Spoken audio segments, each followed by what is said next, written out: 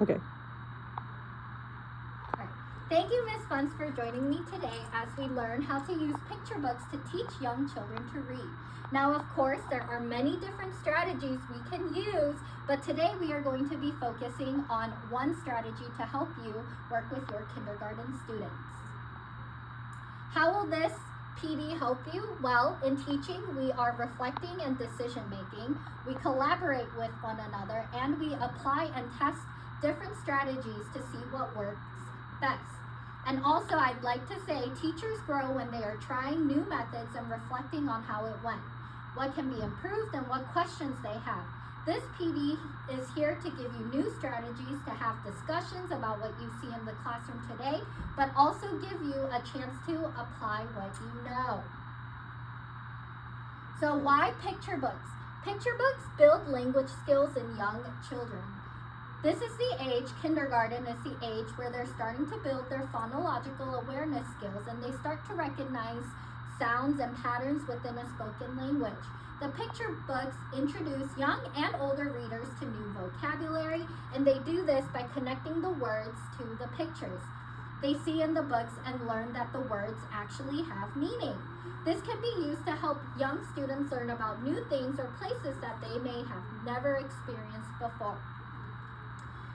Young children start to identify sequence when we use picture books. Students begin to learn how to comprehend what they have learned by putting the story in order. They use pictures to help them remember important ideas and important parts of the story. Sometimes what the words can't describe, the pictures show, and this is a component in comprehension as well. Students are exposed to character emotions and understanding the settings of a story. Next, it improves comprehension. Of course, comprehension has many different components, but the pictures offer more about a story. Sometimes the words don't describe completely how a character feels or what's going on in the story, and so being able to look at the pictures and know the setting and recognize that the story has a beginning, middle, and end can help readers understand more about what's going on. Next, it sparks a joy of reading. For a young child, it could be very frustrating when they have a bunch of words in front of them.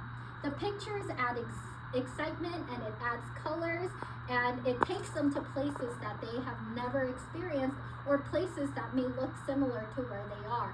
And this can start a joy of reading in young students that take them through all the rest of their educational career. It also exposes children to social emotional learning. Picture books allow for educators to dive into topics that may not be easily explainable. It exposes students to emotions and allows for them to see themselves in stories or see someone that is completely different from them. It teaches lessons in ways that is much more digestible to young children. And for example, the pictures may show them how someone is feeling versus us just telling them, because they may not know what that emotion is. So today, the strategy that we will be focusing on is think alouds. And think alouds is when teachers verbalize their actions and thinking while reading. In this strategy, you are directly showing or modeling to students what action you want to see by showing students how you think and put the ideas together. Also, I'd like to say think alouds put the responsibility on learners to become aware of how they make meaning and to be aware of when their strategies may not be working. This strategy reminds students that we are not just mindlessly reading books or just flipping through the pages, but as a reader, you are always thinking when reading a story. So think alouds to make predictions in picture books. When we make predictions in picture books, we use both the pictures and words to make predictions. Sometimes when we analyze pictures, it shows us something that the words did not tell us. We want to use the pictures in a book to our advantage when we are making predictions. Justification.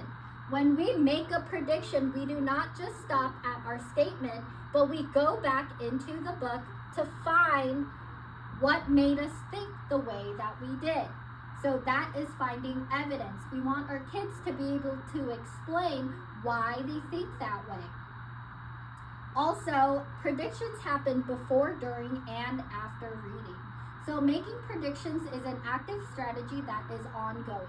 For most students, predictions begin as soon as they pick up the book and we look at the front cover of a book. We'll see children here and they're smiling and they may think that it's a happy story. And that's the very first prediction they make when they pick up a book. But today we'll be focusing on making predictions while we read the book. So we will be using the story Amy Wu and the Warm Welcome. And I have the book right here with us so that we can practice today together. I will model for you this strategy. So the first step is for the teacher to go through the book and mark pages where the students can stop to make predictions. I would suggest, since we are working with lower elementary school students, that we pick pages where the pictures and words are more clear on what is going to happen next. So today we are going to go through the book together, but because of time constraints, I'm going to skip through the pages so that we can work together to think aloud. But with a class full of children, you would read the entire book. We wouldn't skip through the pages. All right, so Amy Wu and the Warm Welcome. Let me just take this cover off. And I'll read the first couple pages so we get a gist of the story.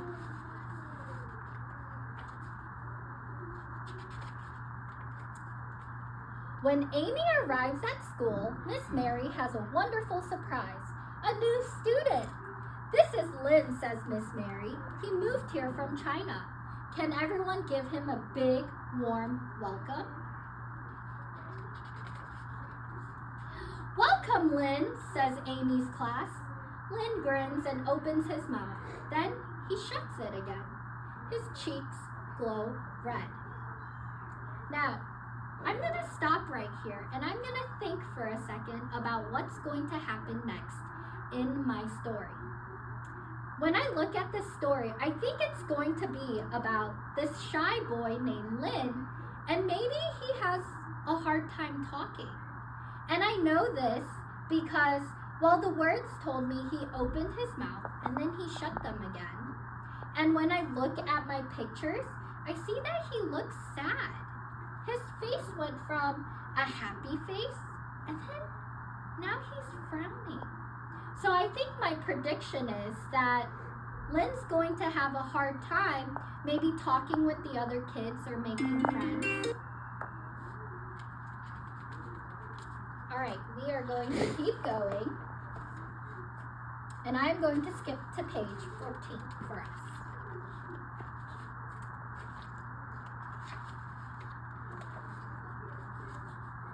Amy ponders the two Lins as she and her mom arrive at the store. She ponders while they buy dumpling skins. She ponders while they choose dumpling fillings.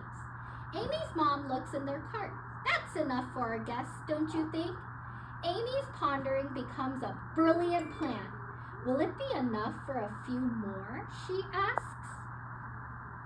Now, I want us to stop here because I want to show you that as we read, sometimes you may ask guiding questions for your students to help them think about the action you want to see. So here I would ask, what do you think is Amy's brilliant plan? Can you make a prediction on what will happen next? So we didn't read the story completely, but in the page before, Amy learns that Lin and his sister speak Chinese. They speak Mandarin. So on this next page, Amy is also Chinese. What do you think her brilliant plan might be? So I think that they're going to invite their new friends from school to eat with them. How do you know that they're going to invite them? What was her name? Amy? Uh-huh. Amy wanted to know if it was enough food for a few more people. Oh, so you went back to the text? Yes. I used the text as a reference. Awesome. Good job, Miss Bunce.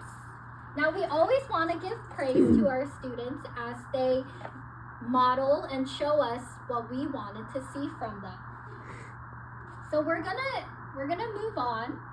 So modeling. The first thing I did was show you how to think aloud. I talked about what I see, I made my predictions, and I explained how I formed my predictions. Again, I pointed out that the words told me that he opened and shut his mouth, and then I talked about how we saw him going from a happy face to a frowning face.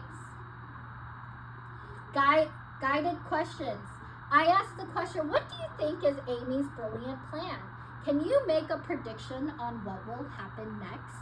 With younger grades, it might be difficult to completely release children to try the strategy on their own. So it would be best to give students a little bit of guidance through asking them a question that leads them to model what you want to see. After, you want to make sure to call on a few students to hear their prediction and also their justification on how they got the answer. With young students, you also want to build partnerships. I would ask a question like, can you turn and talk with your partner and make a prediction about what will happen next? Allowing for think, pair, shares can help students not only practice the action that we want to see, but it also allows them to think out loud what they are thinking as they are reading, which are the two actions that we want them to do. We want them to be able to talk and explain, and we want them to be able to think as they read. So, Miss Bunce, what did you find most useful during the Think Aloud model? I found really useful that you made sure to point to the pictures and really talk about the emotions, because sometimes it's hard for kids to identify facial expressions with their emotions, and you were able to say, like, this is what a frown looks like, and this means that a frown feels sad. Mm-hmm. So sometimes it's just hard to identify those emotions, and it was good to just see the example of what that would look like for a kid. Yes. And I agree with our younger kindergarten students. They're still learning about emotions. So it's important as we read that we point out to the pictures to also kind of get in that social emotional learning as well. What do you still have trouble understanding, if there is any? So you were talking about partnerships before with turn and talks and think, pair, shares. How would you pair your students together with think, pair, shares and turn and talks? That is an awesome question, Miss Bunce. With think, pair, shares, usually when you partner up, if you have students who are more quiet and a student that is more talkative, you might want to pair them together, because usually the talkative friend would say something to the quiet friend that could start conversations. But on the other hand, you might have that talkative friend doing all the talking for that entire time.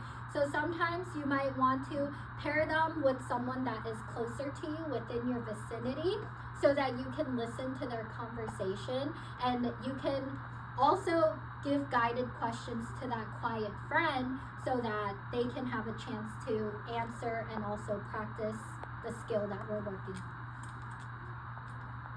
How can this be implemented in your classroom?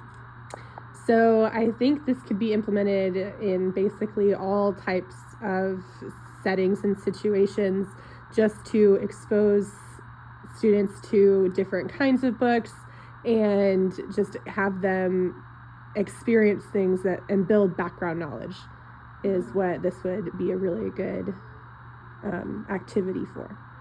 So would you find this strategy useful in your classroom? Yes, I would. It helps them build those critical thinking skills and those conversational skills that they need to have in order to be successful in school. Yes, which is why we find it important to use picture books.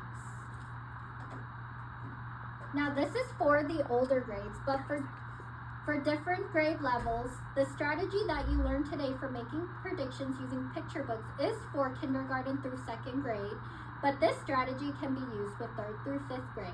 Now you can still use picture books, but I would suggest picking books that are a little bit more challenging for them, or with verbiage that may be much more difficult, like higher Lexile level. But I would also incorporate charts. Now, for the younger kids, sometimes they don't know how to write, so we don't want to stress them out by giving them a piece of paper and asking them to write. But with the older grades, you can give them charts where they can write what I predict, clues that used to predict, and what really happened. And so I would suggest incorporating that with the older grades. Thank you, Ms. Funds, for joining me today. Thank you, Miss Kim.